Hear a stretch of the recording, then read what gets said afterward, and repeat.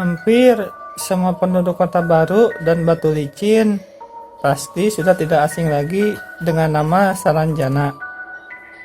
Bagaimana tidak?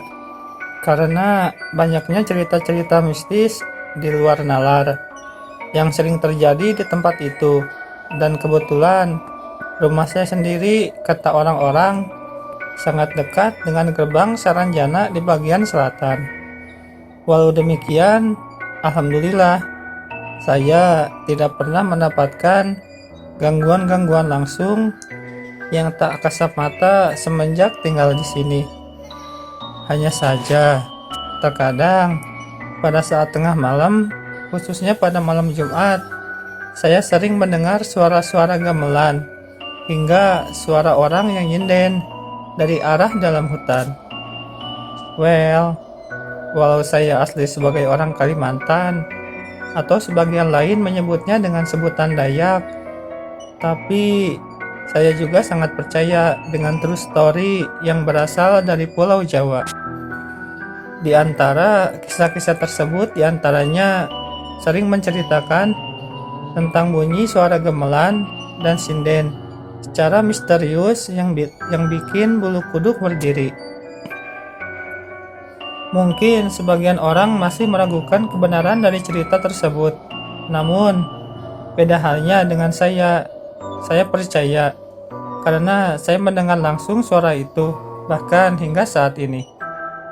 Sangat banyak cerita dari mulut ke mulut, sehingga orang-orang di sini pun sudah tidak merasa aneh lagi kalau mendengar cerita mistis dari Saranjana. Seperti yang disaksikan langsung oleh mantan istri saya yang kala itu sedang jaga stand untuk sebuah operator seluler di sebuah pelabuhan penyeberangan antara Batu Licin, Kota Baru. Di malam itu, tepatnya pukul 10 malam, mantan istri saya yang kita sebut saja sebagai Siti, ini kala itu sedang dapat giliran jaga stand bersama rekannya yang bernama Ayu. Ayu, coba kamu lihat, itu yang lagi berjajar antri di loket mobil apa ya? Tanya Siti kepada rekannya. Wah, mobil apa ya, Sit? Mungkin Ferrari ya? Jawab Ayu yang pada saat itu pun ikut kebingungan. Dari jarak sekitar 20 meter, Siti dan Ayu pun terus mengamati ketiga mobil sport tersebut saat mereka sedang membeli tiket penyeberangan. Coba kamu perhatikan tangan pengendara mobil sport yang membeli tiket itu. Kok putih sekali ya? Padahal sepertinya itu adalah laki-laki.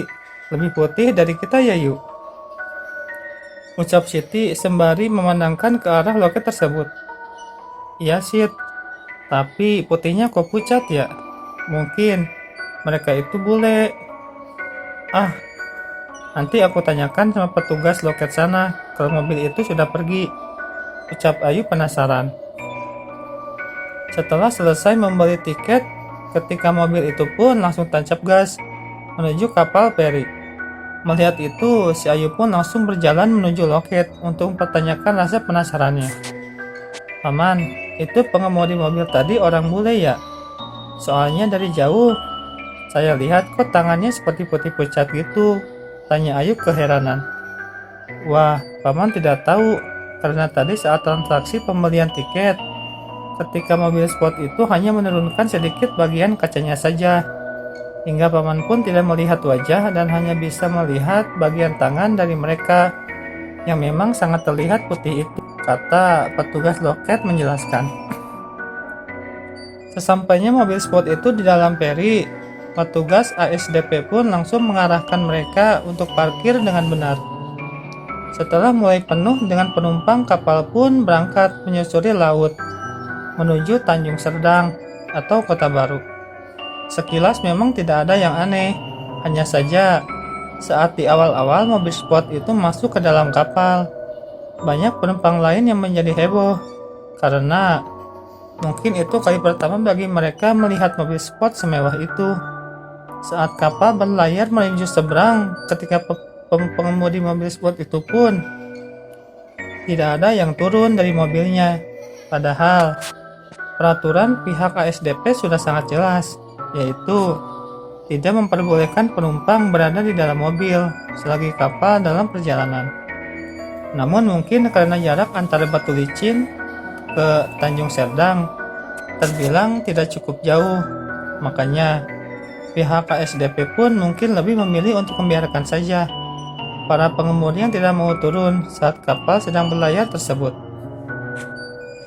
Setelah hampir 1 jam berlayar, tidak terasa kapal pun akhirnya sampai di pelabuhan Tanjung Serdang. Yang anehnya, sebelum kapal bersandar, ketika mobil tersebut pun telah hilang secara misterius. Para penumpang pun dibuat kaget, karena tidak ada satupun dari mereka yang menyadari saat kapan dan di mana mobil itu menghilang. Saya pastikan, saya tidak mengantuk, Pak. Tapi ketika hampir sampai Tanjung Serdang, tiba-tiba ada rasa kantuk yang teramat sangat menyerang saya sehingga akhirnya ketiduran. Dan saat saya bangun, mobil itu sudah tidak ada di depan saya, ungkap salah satu supir truk yang saat itu kebetulan berada tepat di belakang ketika mobil sport tersebut. Cerita ini pun sempat viral sekitaran tahun 2014 silam.